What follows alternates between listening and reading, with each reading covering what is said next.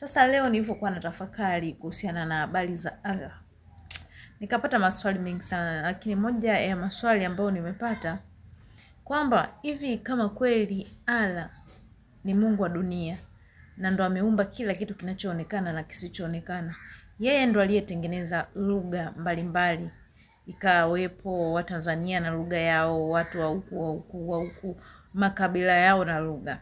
Inakuwaje huyu Allah ukimuomba kwa lugha yako, labda nikamuomba kwa lugha ya Kiswahili, hanijibu, mpaka nimuombe kwa lugha ya Kiarabu? Sasa yeye ndo aliyetengeneza lugha. Kwa nini maombi yangu kusikiwa mimi mpaka niombe kwa lugha ya Kiarabu, lakini nikiomba kwa lugha ya kikabila changu hasikii? Na isui wanasema nikiomba kwa Kiswahili haisui mpaka Kiarabu. Huyu kweli ni Mungu wa dunia, ni Mungu ambaye ametengeneza makabila, anajua lugha na lugha. Kwa nini ukiomba kwa lugha nyingine hasikii, hajibu, wanasema haisui? Kwa nini haisui wakati yeye ndo ametengeneza hivi vitu vyote?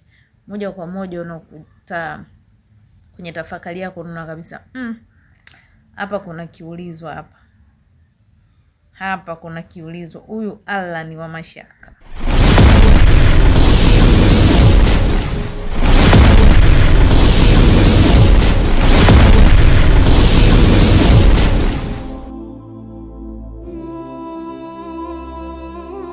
Siafu Online TV, qulil haqqa wa in kana. Haya bana, kama kawaida yetu, Ibrahim Siafu hapa, mtambo wa kurekebisha tabia. Tunataka tuisafishe hii generation ili kizazi kinachokuja kisikutane na ujinga. Nadhani mmemsikia kijana wenu huyo, sijamjua tena kaa wapi. Naona tukaweka sura refu kama sijui nani. Mmemsikia alivyoongea?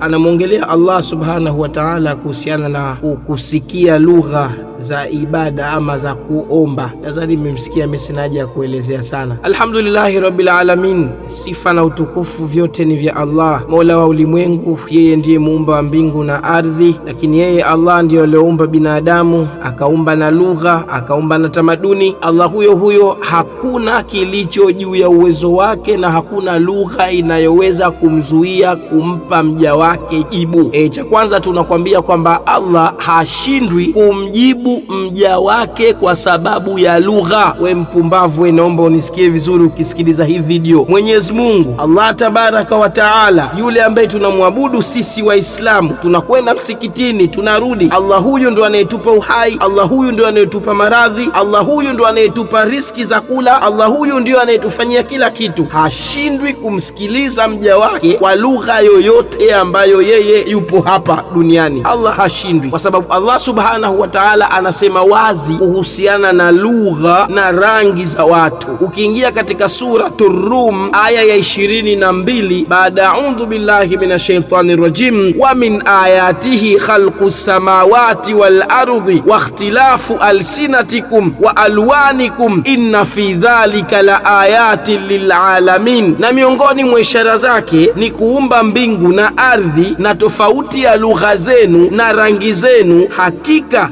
katika hayo zipo ishara kwa walio na elimu. Nadhani nimekupa aya ambayo Allah Subhanahu wa Ta'ala anaongea ya kwamba Allah hashughuliki na hizo lugha, hashughuliki na rangi, hashughuliki na kitu chochote. Maana yeye Allah yuko juu ya vitu vyote hivyo. Wewe hapa ulikuwa unacheza na mambo ya lugha. Allah yuko juu ya vitu vyote hivyo, wewe mwanamke uelewe hivyo. Lakini pia Allah Subhanahu wa Ta'ala akaja akaongea tena katika suratul Qaf aya ya 16 hivyo kama sijaikosea, baada a'udhu billahi minash shaitani rajim, wa laqad khalaqnal insana wa na'lamu ma tuwaswisu bihi nafsu wa nahnu aqrabu ilayhi min hablil warid. Na kwa yakini tumemuumba mwanadamu na tunayajua yanayomnong'ona nafsi yake, na sisi tuko karibu naye kuliko mshipa wa shingo. Hii inaonesha ya kwamba kabla hujatamka chochote Allah tayari anajua. Allah Subhanahu wa Ta'ala anajua yale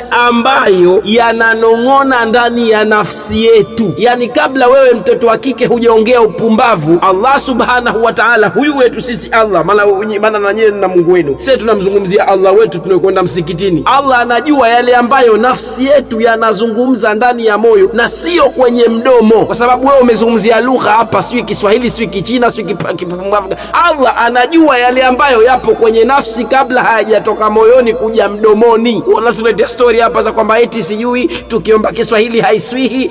Wewe umemwona nani kaongea hayo? Muislamu gani kaongea hayo? Maneno hayo mnayoongea nyie mkiwa makanisani huko, hamna kazi, mshakwenda na vichupi na vipensi na vimini, mnashikana makalio, ndio mnaongea mambo hayo. Umbafu mmoja wewe. Hakuna Muislamu anaweza kuongea utumbo ya kwamba eti Allah hafahamu lugha ya Kiswahili, au eti Allah ukimwomba kwa Kiswahili eti hasikii. Hasikii vipi sasa? Hasikii vipi? Na we nani alikwambia kwamba eti watu Waislamu tukiomba sijui Mungu manake anachagua lugha za kuchagua? Wewe kakwambia nani kwanza? Aya suratul Ghafir, aya ya 60, bila shaka ni aya ya 60. Baada a'udhu billahi minash shaitani rajim. Hizi aya ninazozitamka wewe Mkristo wewe hapo, wewe ndio katoto ka Yesu unajiita wewe hufahamu, lakini nitakupa na Kiswahili chake. Wa qala rabbukum ud'uni astajib lakum. Huyu Mola wetu sisi anasema, na Mola wenu amesema niombeni mimi nitakujibuni. Hii ni amri ya Mola wetu sisi Waislamu. Allah ametuambia sisi katika Qur'ani tumuombe yeye atatujibu, na wala hapa hakutaja lugha yoyote maalumu. Mungu hakusema hapa niombeni mie kwa Kiarabu ndo nitakujibu. Mungu hapa hakusema ya kwamba eti niombeni mie tu kwa Kichaga tu ndo nitakujibuni. Mungu hapa hakusema niongeni mie tu kwa Kikuguru, sijui kwa Kikondoa, sijui kwa Kirangi. Mungu hapa hakusema niombeni mimi kwa Kinyakyusa. Mungu hapa hakutaja lugha, mshenzi we. Mungu hapa akasema niombeni nitawajibu kwa kila chochote, kwa kila lugha yoyote. Mungu anasikia lugha za watu wote. Wewe nani alikwambia Mungu hafahamu Kiswahili, asikii Kiswahili katika dua? Muislamu gani aloinuka wewe umemsikia akasema Waislamu Mungu wao wakiombwa Kiswahili hajibu? Shenzi moja we. Nani kakwambia wewe? Mnakuja kuchafua dini yetu nyinyi shenzi. Umepata wapi maneno haya? Sasa nakujibu leo, kuwa makini, acha ujinga. Haya, tukenda kwenye makabila. Allah subhanahu katika suratul Hujurat aya 13, baada a'udhu billahi minash shaitani rajim, ya ayuhan nasu inna khalaqnakum min dhakarin wa untha waja'alnakum shu'uban wa qabaila litaarafu inna akramakum inda Allahi atqakum inna Allaha alimun khabir. Enyi watu, hakika tumekuumbeni kutokana na mwanaume na mwanamke na tumekufanyeni mataifa na makabila ili mfahamiane. Hakika mkarimu zaidi mbele ya Allah ni yule mwenye ucha Mungu zaidi. Hakika Allah ni mjuzi na mwenye habari. Lugha sio kigezo cha kukubaliwa na Allah. Kenge wewe, nakwambia wewe sasa, lugha sio kigezo cha kwamba eti Allah ndio akubali kwa sababu lugha yako wewe ya Kingoni, ya Kikwere, ya Kichaga, ya kwamba kwa vile una lugha hizo katika Uislamu ukiomba dua utakuwa hukubaliwi. Hicho sio kigezo, na hakuna aya inayosema eti Mungu anafahamu lugha moja tu. Hicho Kiarabu unachosema wewe, Mungu hakuna aya anosema hivyo. Wewe umepata wapi maandiko hayo ya kwamba eti Mungu anasikiliza Kiarabu tu? Kakwambia nani wewe? Kakwambia nani? Allah subhanahu wa ta'ala. Allah wetu sisi wa Kiislamu hana mipaka ya lugha, hana mipaka ya ukabila, hana upendeleo wa lafudhi. Kwa mfano ndo wewe hapo kitu cha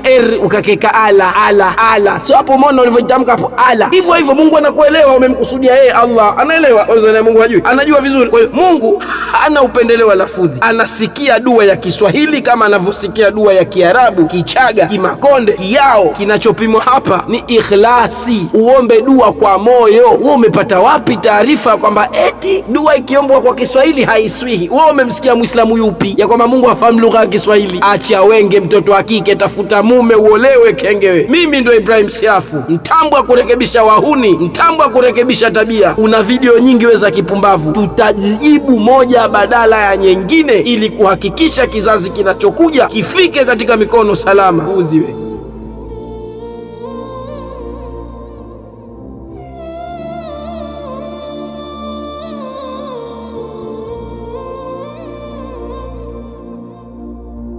Siafu Online TV, qulil haqqa wa in kana